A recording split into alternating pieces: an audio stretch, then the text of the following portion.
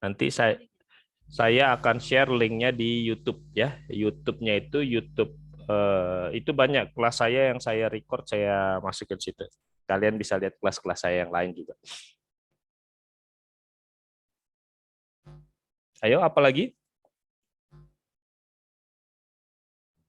Iya, saya berharap ada tugas boleh Pak, tapi kayak jangan tiap minggu gitu Pak kalau bisa. Tugas jangan tiap minggu. Oke. Oke, deal. Nggak tiap minggu. Apalagi yang dengan Pak Wahyu tiap minggu ya? Iya Pak. Iya Pak, tiap minggu lalu pas di kelasnya juga ada tugas Ada gitu. breakout room juga, Pak. Ya, nggak apa-apa. Itu juga bagus juga sebenarnya. Apalagi? Nilainya bagus-bagus, Pak. Nilainya bagus-bagus. Ini menjadi tugas saya atau tugas kamu ini nilai bagus-bagus?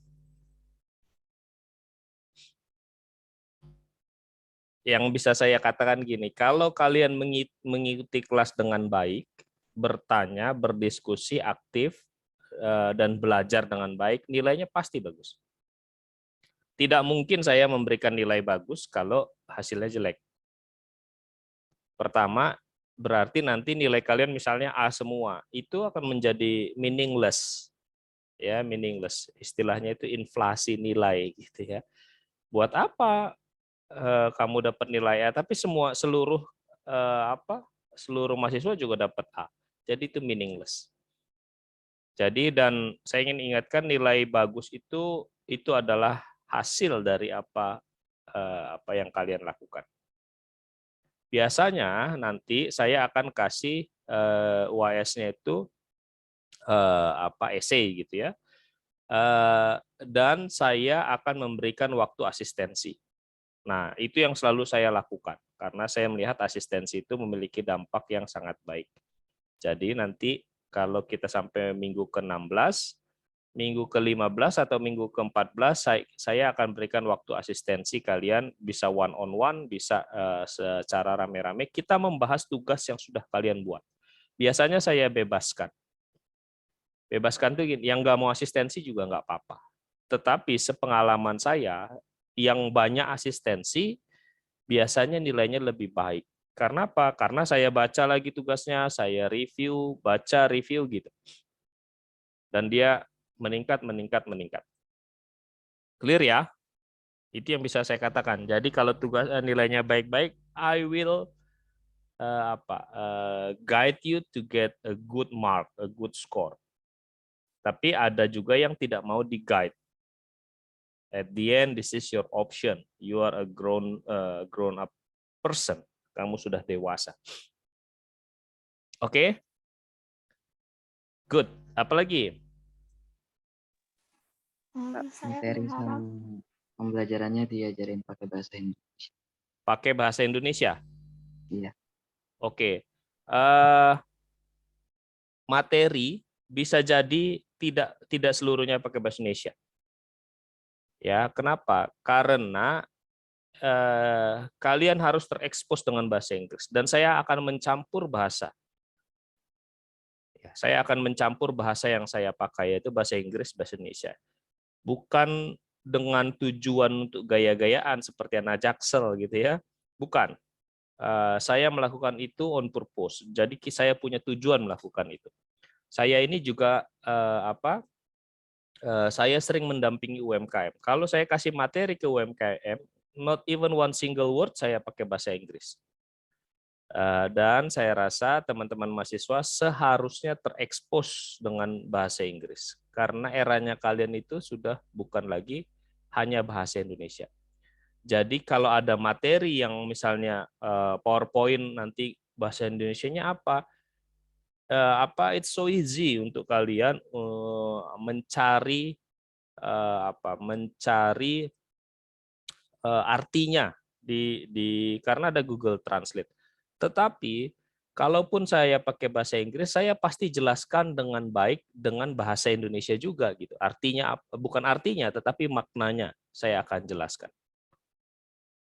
Clear ya? Seperti ini tadi, mutual expectation. Saya jelaskan di awal, ini harapan bersama kita. Nah, kalau ada yang bingung nanti lihat videonya. Gitu ya.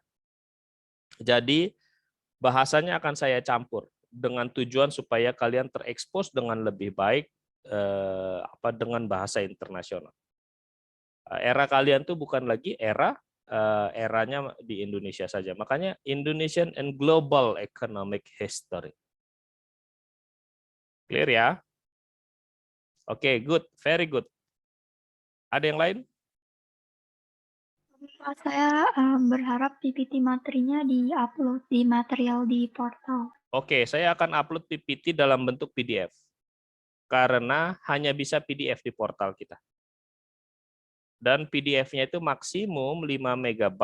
Oleh karenanya, akan ada besar kemungkinan quality-nya itu di-downgrade. Oke ya? Clear ya? Nah, apalagi? Kalau nggak di portal nggak apa-apa, kan kita punya grup bareng-bareng sama Pak Gultom. Bisa di-share di situ juga, Pak. Oke, gini aja. Saya akan share-nya, tapi gini, sebenarnya di portal itu PPT itu sudah memadai kok. 5 mega itu tidak ada tulisan yang tidak terbaca. Kalau gambar agak burem-burem dikit ya nggak apa-apa lah ya. Atau nanti mau di Edmodo, saya buatkan Edmodo ya. Next week saya umumkan. Edmodo itu ada yang familiar sama Edmodo? Edmodo.com itu seperti portal, tetapi dia yang internasional. Nah, jadi di situ nanti materi semua bisa di situ, kumpul tugas pun di Edmodo. Edmodo.com ya, minggu depan deh. Ya, mirip Google Classroom. Itu namanya Learning Management System. Kalau kamu kalau di luar negeri biasa pakai Blackboard, tapi Edmodo itu yang free. Mirip sama Google Classroom, tapi kita pakai Edmodo aja. Saya sangat familiar sama Edmodo dan lebih mudah menurut saya. Nanti minggu depan saya buatkan, saya share kodenya, kalian tinggal join. Kalian kalau ngumpul tugas di situ, kalau ngumpul tugasnya terlambat, saya bisa langsung lihat. Yang nggak ngumpul siapa langsung lihat, so easy. Materinya ada di library-nya Edmodo. Clear ya? Good. Apa lagi? Ada lagi?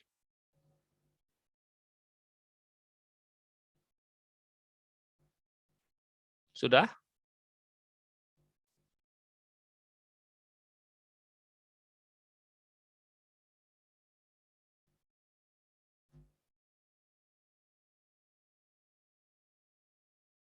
Ada lagi? Kita close ya kalau enggak. Next to my expectation. 1. Kalau sudah close ya kita sepakati ini. Nah, berikutnya ke ekspektasi saya. Oke ya. Nah, ini ekspektasi saya. Ya, mungkin mulai berlaku minggu next meeting. I just want to be fair gitu ya. Kita sepakati minggu ini, minggu depan ini akan mulai berlaku. Ya, yang pertama be honest, jujur. Cheating itu E. Nilainya E. Ya, I don't like my student jadi nggak jujur. Jadi cheating itu E. Kemudian be active. Tanya dan discuss. Pak boleh nanya apa aja Pak? Apa saja yang terkait dengan ekonomi. Ekonomi Indonesia boleh. Yang nggak terkait sama materi kita boleh. Kamu tiba-tiba pagi-pagi baca berita, Pak, saya baca berita ini. Menurut Bapak bagaimana? Kita discuss. Ya, economics ini kan mata kuliahnya sebenarnya mata kuliah economics history, sejarah ekonomi. Nah, jadi economics history itu akan banyak bicara tentang makroekonomi. Jadi makroekonomi itu terkait satu sama lain. Hingga nanti menjadi tugas saya merelate itu dengan mata kuliah kita. Jadi tugas kalian hanya bertanya, ya. Nanti saya menjawab. Kalau saya nggak bisa jawab gimana? Itu akan menjadi PR saya. Saya cari jawabannya. Minggu depannya saya jelaskan. Kan ada kemungkinan saya nggak bisa jawab, gitu ya. Kalaupun saya udah cari, kamu kasih saya PR, pertanyaan, saya cari, saya nggak ngerti jawabannya, saya sudah kasak kusuk, gitu ya, cari sana cari sini, nggak dapet juga jawabannya, berarti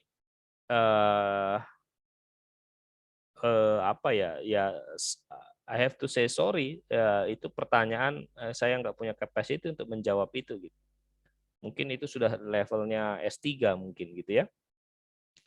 Nah, kemudian be responsible, bertanggung jawab. Bertanggung jawab itu begini, kalianlah yang menentukan diri kalian sendiri. Bertanggung jawab. Jadi ada mahasiswa, bukan kalian tentunya ya, ada mahasiswa-mahasiswa yang gini, Pak, saya gimana ya Pak, saya itu besok itu nganter ibu saya loh ke pasar, jadi saya nggak bisa ikut kelas Bapak. Itu menurut saya tidak bertanggung jawab. Tidak bertanggung jawab bukan terhadap ibu, tidak bertanggung jawab terhadap kelas. Kita sudah punya kesepakatan, oh hari Kamis jam 8 ada kelas, tetapi dia nggak hadir. Dan seharusnya bisa bilang ke ibunya, oh kita geser ya, belanjanya hari Rabu aja ya, atau hari Jumat aja ya, gitu, atau sore aja ya, karena jadwalnya kan sudah ditentukan. Kemudian bertanggung jawab terhadap diri sendiri, ya. Jadi yang paling mampu membangun kamu itu adalah kamu sendiri. Oke. Nah, kemudian study hard, belajar dengan keras. Hanya mereka yang belajar dengan keras layak mendapatkan nilai A. Kalau hanya belajar biasa-biasa saja itu belum layak A. Ya, kemudian be punctual, on time, maksimum 15 menit, terutama online. Online ini sebenarnya kamu nggak punya alasan untuk terlambat. Ya, saya akan memulai kelas. Kenapa harus punctual? Karena pada saatnya kalian akan masuk ke era profesional. Ya, kalian akan berinteraksi dengan banyak orang, banyak negara. Jadi harus punctual, harus on time. Kemudian hadir, ya, hadir supaya kita bisa kamu bisa mengikuti materi dengan baik. Ya, Pak, kalau Pak Jonathan yang terlambat setengah jam bagaimana? Ya, kalau saya terlambat setengah jam, saya mau fair dengan kalian ya. Kita sama-sama terikat perjanjian kita.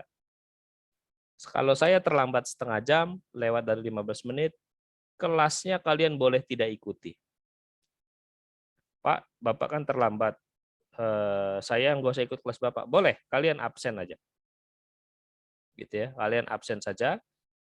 Oh ya, nanti ini setiap jam 8.15 saya akan screenshot ya, siapa saja yang hadir, siapa yang terlambat itu sangat terlihat di situ. Ada mudahnya juga online. Jadi pakai nama asli kalian, saya akan screenshot. Clear ya? Jadi kalau saya yang terlambat, saya kena ini juga. Jadi kalian boleh tidak hadir kelas saya, silakan absen. Jadi ini yang mengikat kepada dosen dan mahasiswa. Kemudian start from next week lah. Kamera always on. Karena saya menemukan banyak yang laptopnya dinyalain ditinggal. Kameranya off. What for? Ya, buat for kalian hadir hanya untuk absensi itu nggak ada gunanya. Lebih baik kalau menurut saya itu kalian akan lose gitu ya, akan rugi banyak. Jadi untuk memastikan itu kamera always on, gitu ya. Sebenarnya saya nggak terlalu peduli dengan absensi kalian, tetapi setelah saya lihat-lihat, saya mau pakai cara luar sebenarnya nggak ada absensi. Tetapi setelah saya lihat-lihat sepertinya kok belum cocok untuk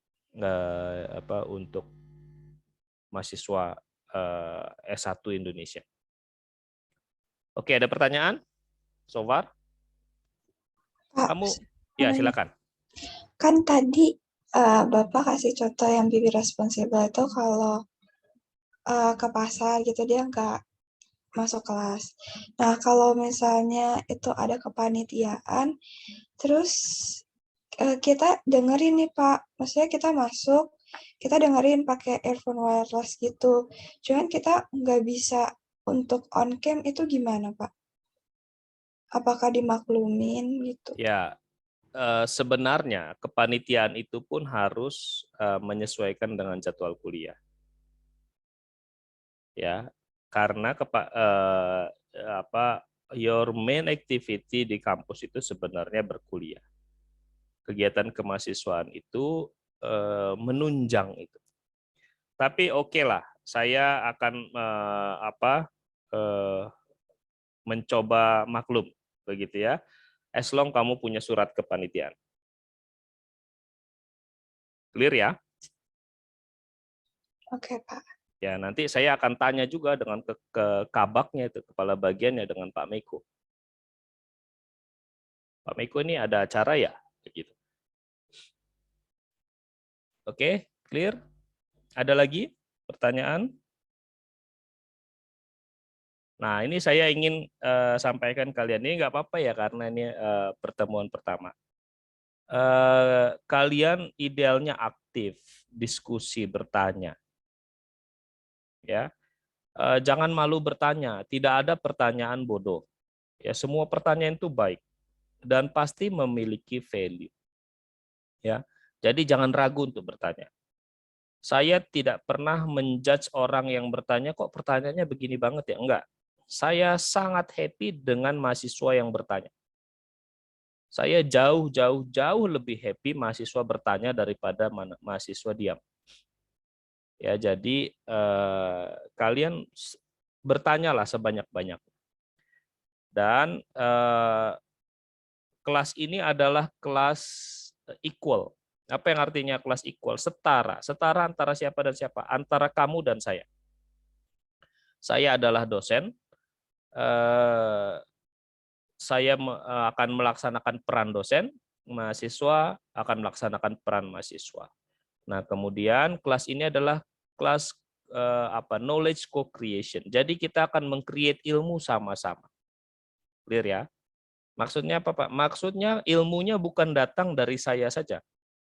Kalian menyampaikan, Pak, saya pagi ini baca ini, kemarin saya baca ini. Kita diskusikan, Pak. Kita diskusikan.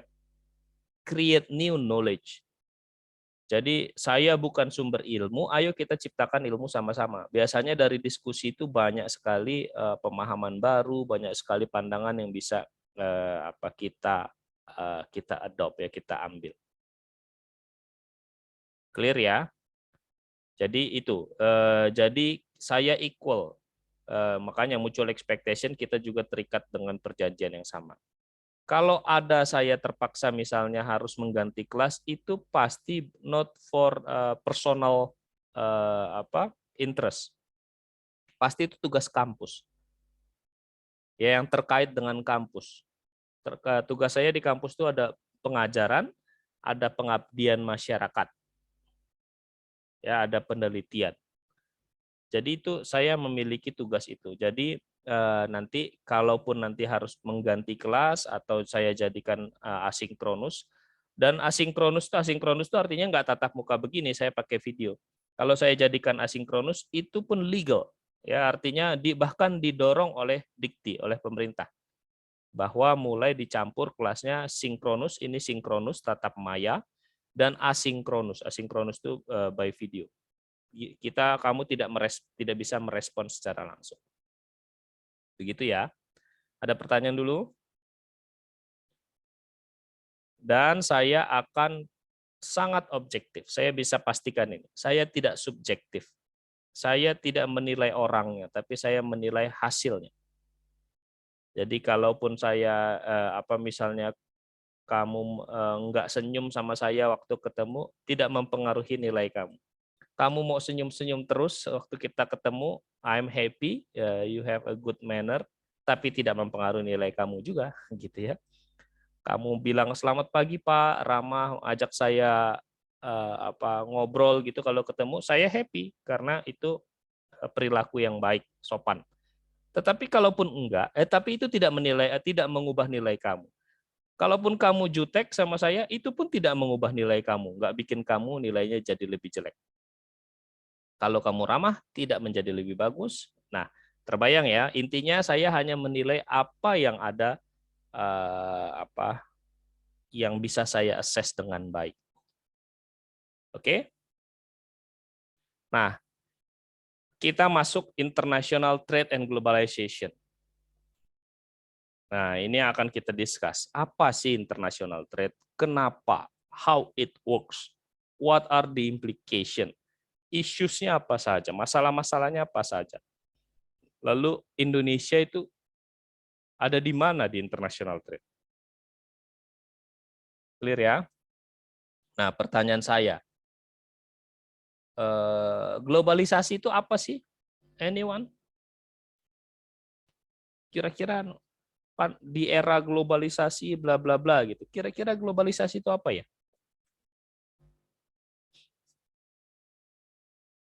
Ada yang mau punya ide? Silakan.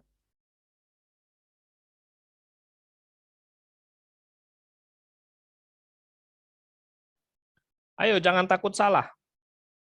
Tidak mungkin salah. Jadi karena goalnya kita kan mau belajar ya. Salah itu bagian dari belajar.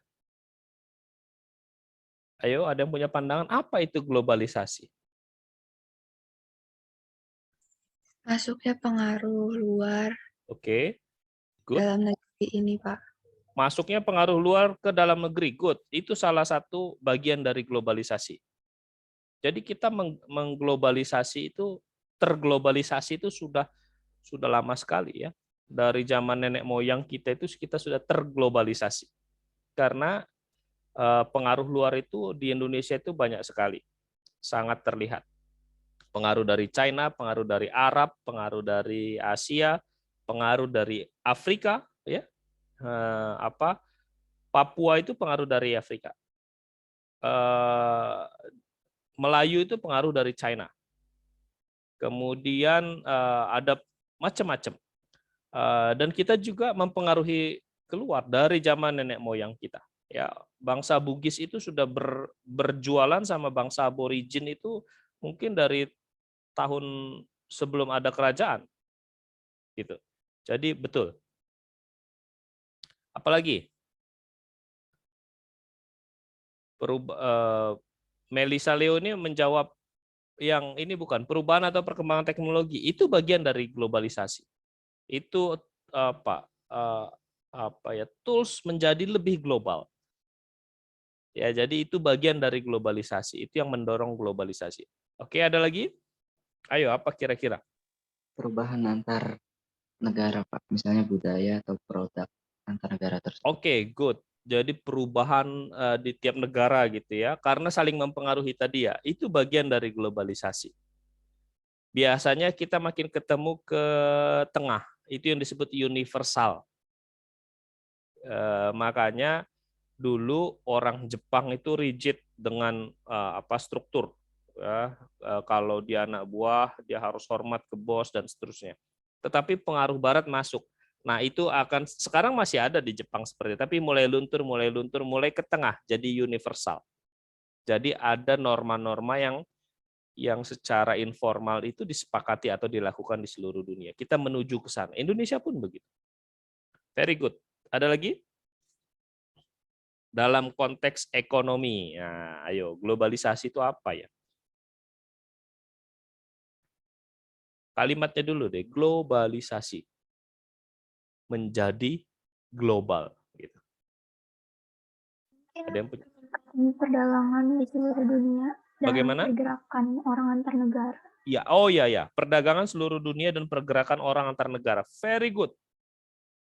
Kita melakukan itu. Nggak cuma Indonesia ya. Indonesia itu berdagang banyak sekali kemana-mana. Berdagang dengan Amerika, kemudian berdagang sama China, sama seluruh dunia kita berdagang. Mungkin kita nggak berdagang sama Korea Utara, sama Israel secara langsung. Tetapi ada juga produk-produk Israel yang kita beli. Tapi kalau berdagang secara langsung sepertinya tidak. Perdagangan antar negara terjadi. Nah, kemudian tenaga kerja juga Kita ada tenaga kerja asing masuk di Indonesia banyak. Tenaga kerja kita masuk ke luar negeri banyak banget.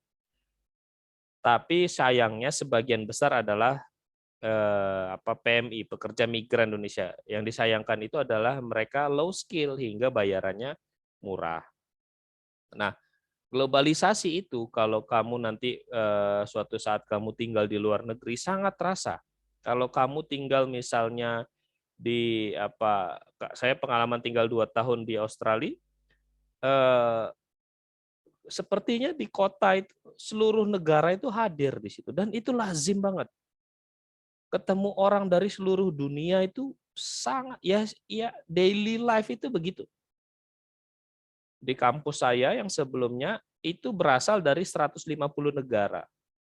Bayangin, negara di dunia itu sekitaran 200-an. Di kampus saya itu ada orang dari 150 negara. Itulah globalisasi. Semua orang itu seperti tanpa batas. Ya. Jadi kamu juga langsung mindsetnya, oh saya akan bekerja.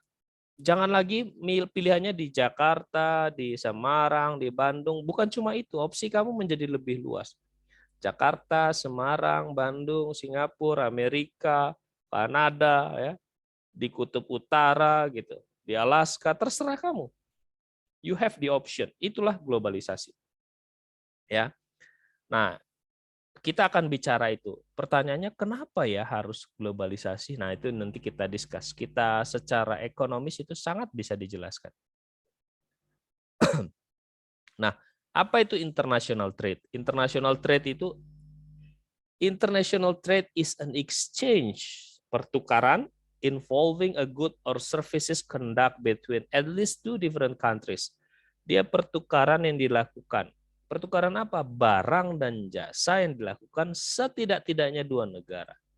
The exchange can be import or export. Bisa ekspor, bisa import. Ya, kalau import itu mendatangkan ke negara kita, kalau ekspor menjual ke negara asing. Nah, pertanyaannya, ya kalau barang Pak, kalau jasa, gimana cara ekspor jasa? Ayo, ada yang punya contoh?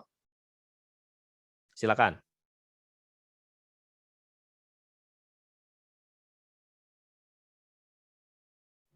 Contohnya deh. Contoh ekspor jasa itu seperti apa?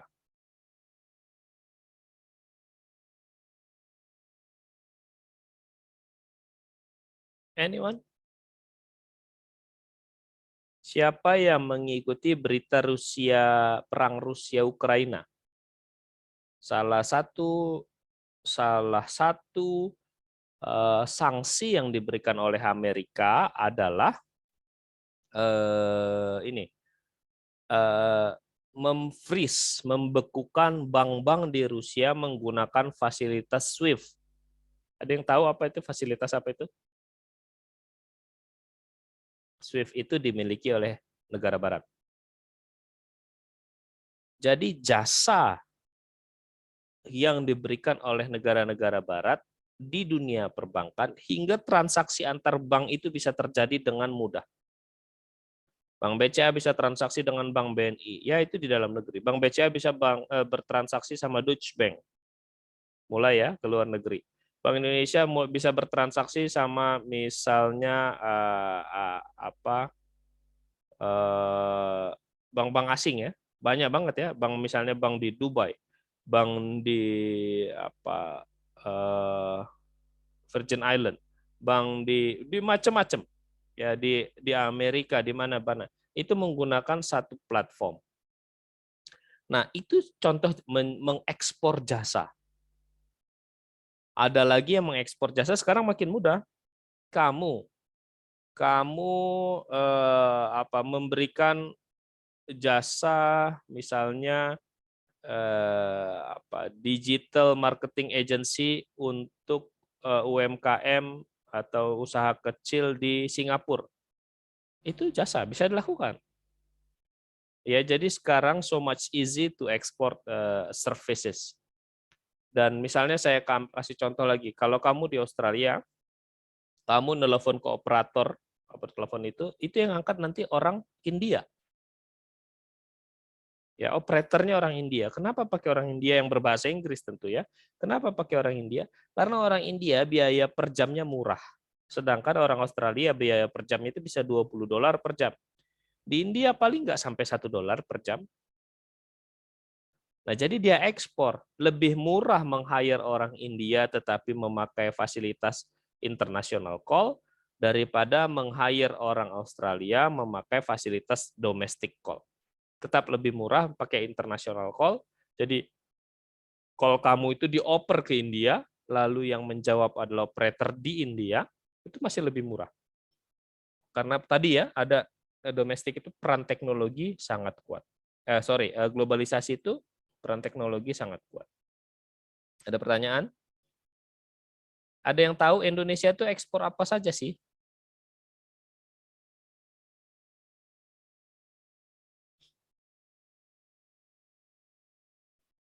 Ayo, ada yang tahu?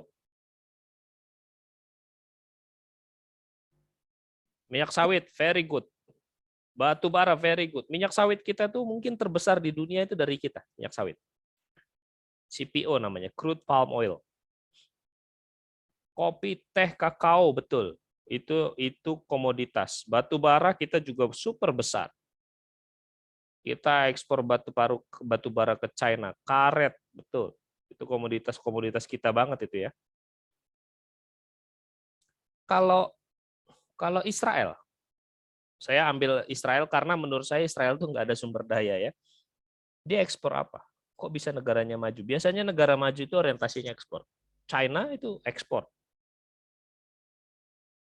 Israel ekspor apa? Ada yang tahu?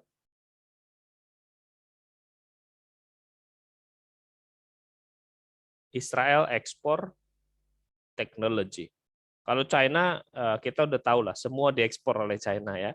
Dari barang berkualitas paling jelek sampai paling bagus China bisa buat.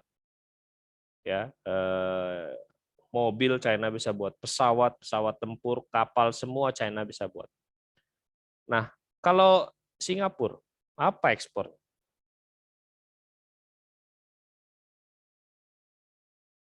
Kamu pasti kagetin. Salah satu ekspor terbesar Singapura adalah bahan bakar, bukan minyak mentah ya, tapi bahan bakar. Dan importir bahan bakarnya adalah Indonesia. Jadi karena Singapura punya kilang minyak itu mengolah minyak mentah menjadi bahan bakar, menjadi Pertalite, Pertamax, Indonesia impor itu. Karena Indonesia nggak punya terus kilang. Konyol ya, kita penghasil minyak tapi kita nggak punya kilang minyak. Jadi kita impor dari Singapura. Singapura beli minyak mentahnya dari mana? Dari Indonesia. Dia beli minyak mentah dari Indonesia, dia olah menjadi bahan bakar, dia jual lagi ke Indonesia. Oke ya. Nah, itu international trade. Ini Boeing 787. 787 itu komponennya dari seluruh dunia. Passengers doors-nya itu dari French. Nih lihat yang di sini.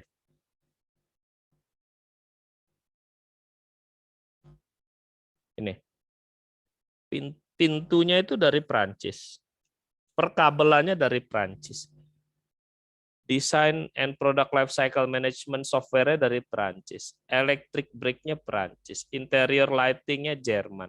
Fuel pump, pompa bahan bakarnya UK. Upper center fuselage, ini saya nggak tahu apa, ini dari Italia. Carbon fiber-nya Jepang. Radarnya China. Parts-nya China, saya nggak tahu apa itu. Wingtip yang bengkok di situ dari South Korea. Cargo and access doors itu dari Sweden. Dari Amerika tentu banyak lagi. Bahkan ada satu part dari Indonesia, tapi nggak tahu saya apa di Boeing 787 atau di Boeing yang lain. Ada satu part dari Indonesia. Pertanyaan saya, kenapa sih Boeing nggak ciptakan semuanya di Amerika? Anyone? Kenapa nggak bikin semua? Boeing ini buatan Amerika. Kenapa nggak bikin di Amerika aja semua? Masa Amerika nggak bisa sih bikin pintu passenger? Ayo, ada yang mau jawab? Silakan.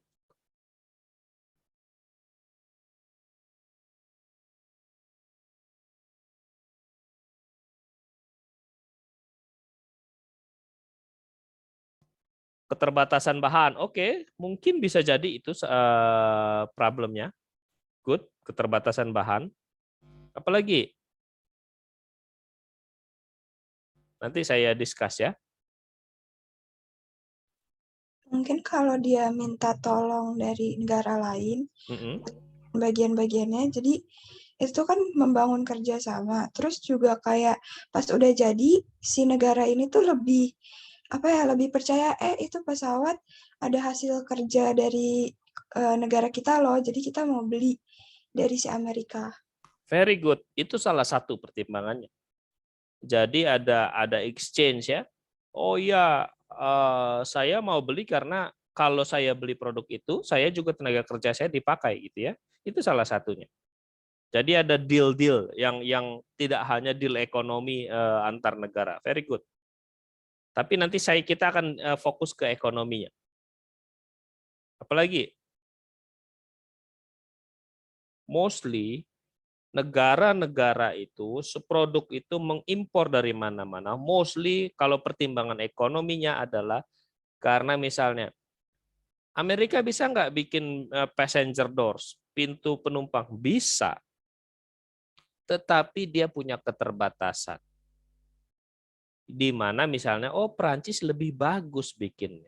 Saya bukan nggak bisa bikin sebagus Prancis, saya bisa bikin sebagus Prancis, tapi saya harus riset dulu nih, tambah 3 tahun lagi. Kemudian saya harus develop satu company lagi khusus untuk itu. Ujung-ujungnya, sepertinya saya lebih mudah ini deh. Saya lebih mudah beli aja dari Prancis. Itu sama persis seperti kalian gini. Kamu jualan kaos, ya? Apakah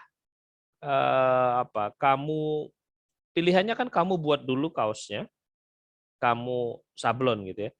Atau pilihannya saya beli aja kaosnya, gitu. Saya beli aja kaosnya, lalu saya sablon. Saya beli kaos polos, saya sablon. Persis seperti itu. Daripada saya extra effort buat dulu kaosnya, skalanya harus besar, lebih baik saya beli kaosnya saja yang sudah jadi, tinggal saya sablon. Begitu juga dengan Boeing. Daripada dia mengerjakan semuanya sendiri, di mana dia expertnya ada yang lebih expert, lebih baik saya kerjasamakan. Gitu ya. Mungkin juga ada pertimbangan tadi, bahannya saya nggak punya.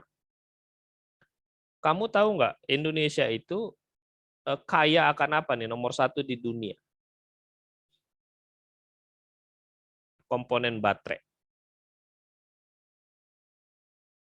Kita sangat kaya akan nikel untuk membuat litium baterai gitu ya. Hingga sekarang Indonesia gaya di depan internasional. Indonesia bilang kami tidak lagi mau menjual nikel mentah.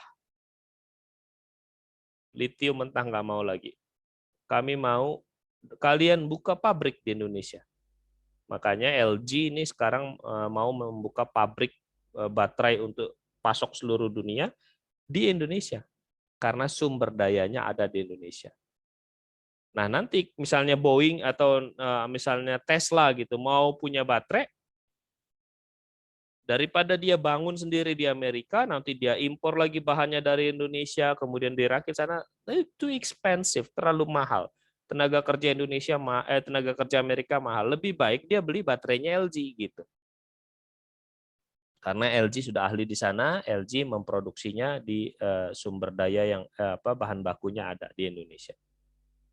Nah ini 787. Ya, landing gear-nya UK, yang forward itu Kansas di Amerika, Wichita, wings-nya sayapnya Nagoya, Jepang. Bayangin dari seluruh dunia nanti dirakit di Amerika.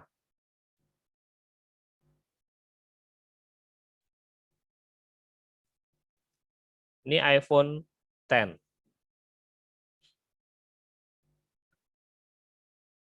Ya, ini dari Sony.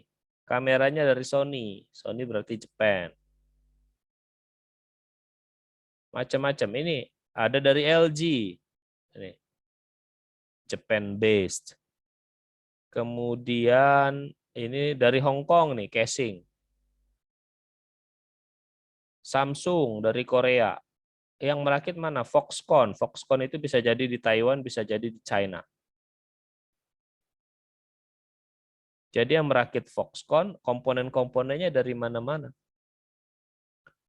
Dulu iPhone itu juga layarnya pun sempat dari Samsung. Ya walaupun mereka bersaing, tapi mereka juga berdagang. Ini global trade, perdagangan antar negara. Dari tahun 70 itu kira-kira global trade itu berkontribusi terhadap ya 23% mungkin dari ekonomi. Meningkat, sekarang sudah lebih dari 60%. Tahun 2010 nih. Tahun 2020 mungkin sudah ada di 65%. Jadi sekarang itu sudah nggak lagi cocok kita hanya berorientasi pada dalam negeri. Singapura, kalau dia hanya berorientasi dalam negeri, ya nggak bisa hidup negara itu. Penduduknya sangat kecil. Nggak mungkin dia bikin pabrik sendiri. Lalu nggak mungkin dia hidup hanya dengan melayani penduduknya sendiri. Terlalu kecil. Itu setara dengan kecamatan di Indonesia.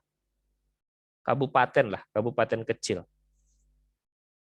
Masa bisa jadi negara? Ya, jadi kabupaten di Indonesia aja banyak sekali, kalau yang nggak didukung oleh pemerintah pusat, nggak ada duitnya. Nah, tetapi ada isu-isu di perdagangan internasional. Kemarin kalau kamu ingat, Amerika lawan China. Apa ini? Istilahnya apa? Anyone?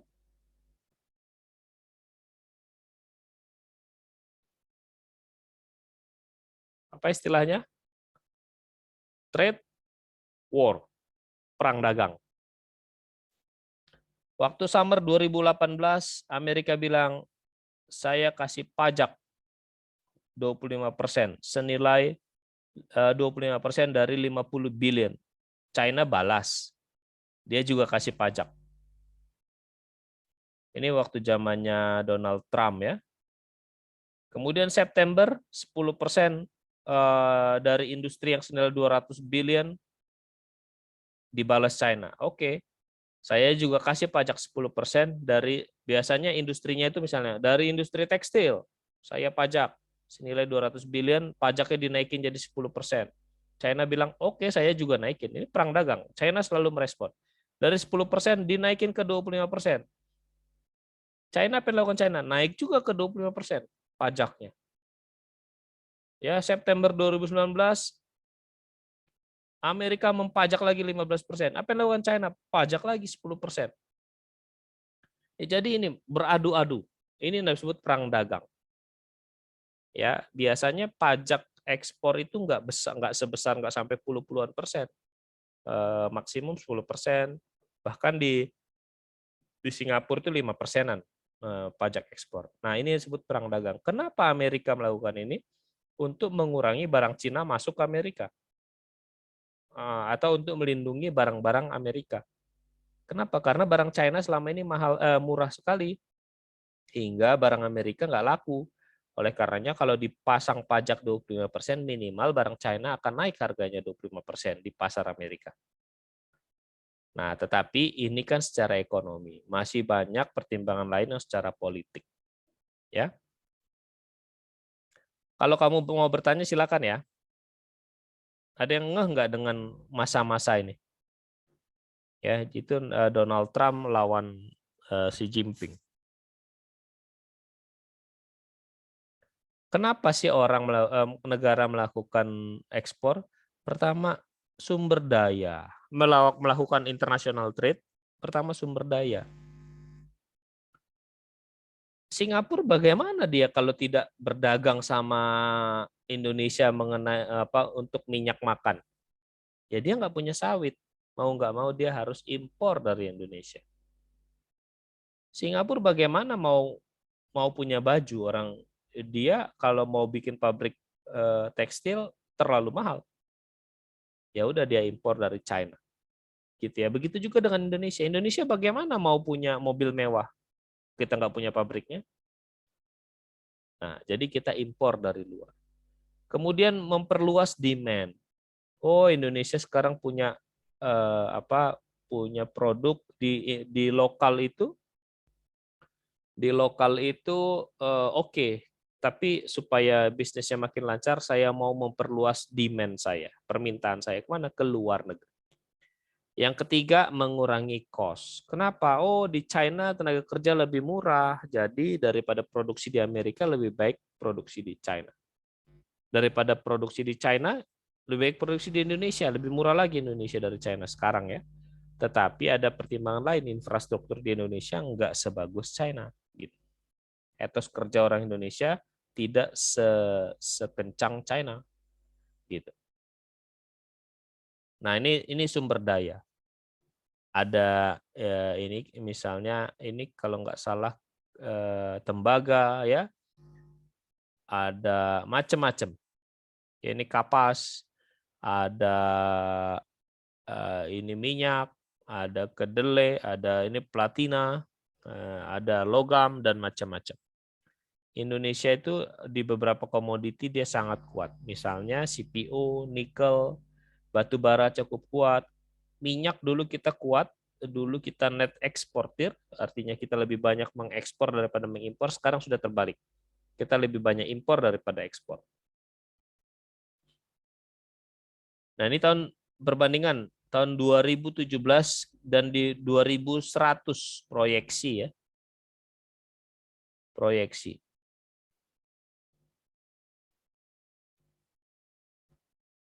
Ini tekstil industry labor, biaya tenaga kerja untuk tekstil. Switzerland $50 per operator hour. 1 jam satu operator dibayar $50. Atau setara dengan kalau 14 700.000 1 jam. Can you imagine? Kalau dibayar 700.000 1 jam, siapa yang mau bikin tekstil di Switzerland? Di Australia kira-kira $39 per jam. Di Austria $35. Di US $19. Saya cari China. Di China kira-kira ada di $1. Di India lebih kurang dari $1. Indonesia kurang dari $1. Vietnam kurang dari $1. Jadi Indonesia itu masuk 5 besar tenaga kerja termurah untuk industri tekstil. Menurut kalian, apakah Indonesia harus, ini kan terkait UMR ya, upah minimum regional. Apakah Indonesia harus menaikkan UMR-nya atau menurunkan UMR-nya? Anyone? Ayo, ada yang punya pendapat?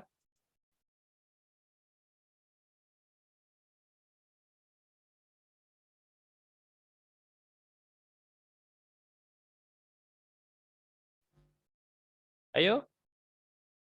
Siapa yang punya pendapat? Menurunkan atau menaikkan UMR, upah minimum regional? Apa pro kontranya?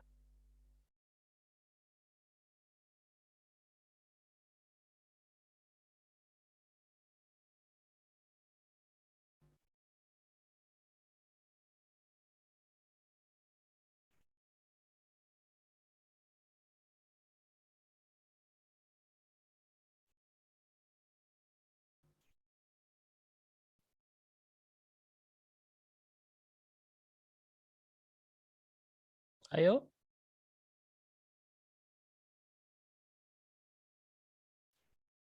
Are you there?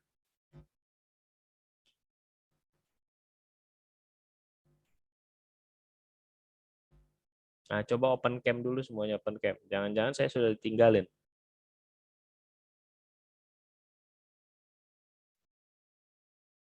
Silakan open cam.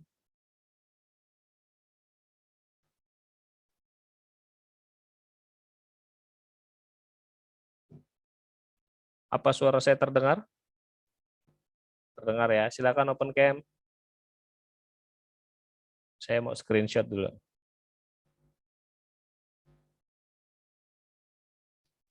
Pak, saya nggak bisa open cam, Pak. Signalnya lagi nggak stabil. Nggak apa-apa, saya hanya mau screenshot dulu. Open cam berapa menit. Nah, pertanyaan saya, kenapa kira-kira Indonesia harus menaikkan upah apa enggak? Kalau kamu lihat seperti ini. Menaikkan upah minimum nggak?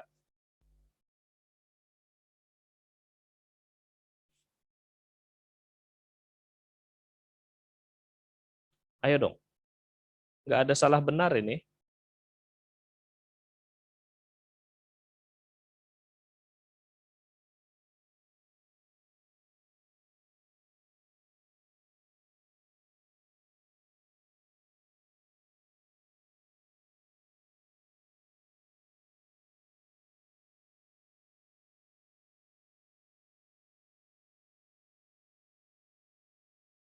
Ayo, ayo, ayo.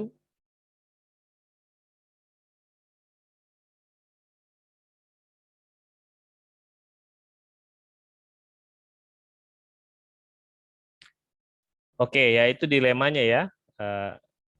Next-nya kalau ada discussion tidak ada yang berdiskusi, saya akan tunjuk saja. Ya, I need you to discuss ya. I need your opinion. Ya, saya akan nanti randomly saya akan tanya aja. Oke. Nah, sekarang kita akan bicara international trade theory. Ya, mengapa terjadi international trade? Ada absolute advantage, ada comparative advantage. Nah, ini ada dua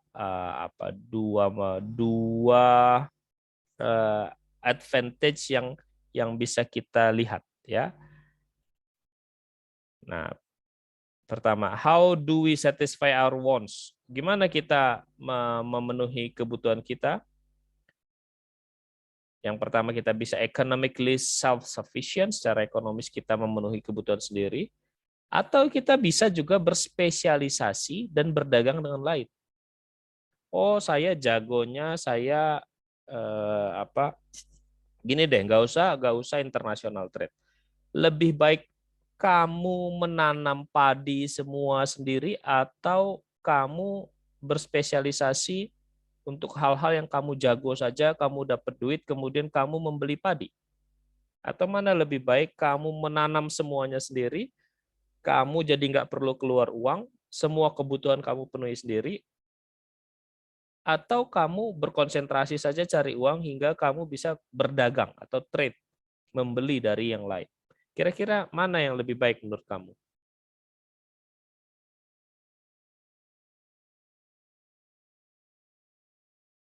Anyone?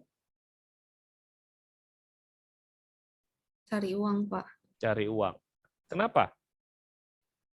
Sebenarnya agak-agak bingung juga sih, karena kan kalau misalnya dia economically self-sufficient mungkin enak karena jadi nggak terlalu bergantung sama orang lain. Sedangkan kalau misalnya terlalu kayak lebih ke specialize di satu hal lalu akhirnya yang lain bergantung sama negara lain, takutnya juga kayak kondisi sekarang kayak si Rusia gitu kan, kayak kita sekarang susah Exactly. dapat minyak gitu. Jadi kalau ada masalah tuh jadinya repot gitu. Very good, very good. Ya, jadi itu benar banget. Jadi ini masalah membalance, ya, masalah membalance. Bagaimana kita menjadi self-sufficient untuk beberapa hal, tetapi juga berdagang untuk beberapa hal. Gitu ya, very good. Ini terjadi persis yang seperti kamu katakan tadi, seperti Rusia. Saat ini energi Eropa itu dipasok oleh Rusia. Nah, sekarang Rusia bisa belagu nih. Rusia bilang, oke, mulai dari sekarang karena kita perang nih ya, semua kalian harus beli minyak dalam rubel, gitu ya. Barat juga memberi sanksi macam-macam. Rusia bilang, saya akan berdagang hanya dalam rubel. Barat agak kelimpungan, agak kesulitan. Kenapa? Karena Barat nggak punya cadangan lain, gitu. Nah, jadi memang harus membalance. Untuk banyak hal bisa berdagang, untuk banyak hal harus di self-sufficient. Gitu ya. Misalnya yang sangat vital-vital, itu harus self-sufficient. Makanan harus self-sufficient. Misalnya kalau di Indonesia mungkin makanan aman. Kalau teknologi, untuk sebagai teknologi pendukung tertentu harus self-sufficient. Tapi yang lain boleh berdagang. Nah, jadi sangat betul lagi, sangat betul. Sangat sulit menentukannya, tetapi intinya bagaimana membalance. Ya, negara-negara itu semua isunya seperti itu. Oke, kita break 5 menit ya. Ini sudah jam 9, sudah 1,5 jam. Nanti mungkin kira-kira kita akan discuss lagi. Kita break 5 menit supaya kamu have rest dulu 5 menit.